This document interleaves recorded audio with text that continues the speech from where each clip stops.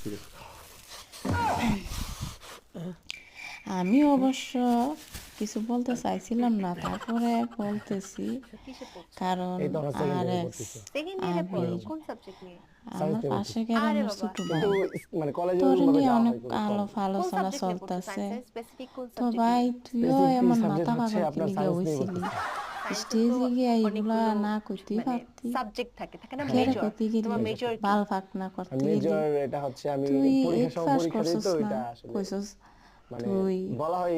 এই inter second ইয়ারে। পরীক্ষার সময় পরীক্ষা দাও। তারপরে আমি পদে জাস্ট পদে আমি ভুল বলি আমি জাস্ট কলেজে কতগুলো তো যাই এক্সাম আছেই। দিই দেন ওই চলে আসি। ভুলগুলো আমি এখন বিজনেস তোরে নিয়ে মানুষ ধরাই কন্টেন্ট নিয়ে বিজি দিতেছে, থাকি, মানে লেখাপড়াতে একটু ওইগুলা যে এরকম ধরাইতেছে ওইটারে থাকে তুই না তো আবার মনোযোগ, ওই জন্য আর আইসো কি। তোমার করে মনে সাবজেক্ট করে কয়টা আছে উড়াই বলো? কয়টা দিতেছস। পরীক্ষা দিতে হয় তোর বলো? কি ভাই একটু আয়া লজ্জা বোধ আছে? তোর জীবনেও তো লাগিয়া তো আমি আমরা কলেজের বারান্দায় যাই নাই, লজ্জা তো বলবো লজ্জা কিভাবে? মনে হইতেছে, অনার্সের সাবজেক্ট আমরা পরীক্ষা, শরম এক পাইতাছি। কাজ তোর করি তো ভাই 6-7 এর বিন্দু একটা বই পরিমাণও লাগিয়ে লজ্জা হইতেছে। তোর লজ্জা থাকবো কেমনে? দোস্তা তুই তো তোর বোরে নিয়া গাঁজা খেয়ে কুল পাই বিক্রি না, হইরা দিছিস, লেখাপড়া তো করবো তোর কোন সময়? লজ্জা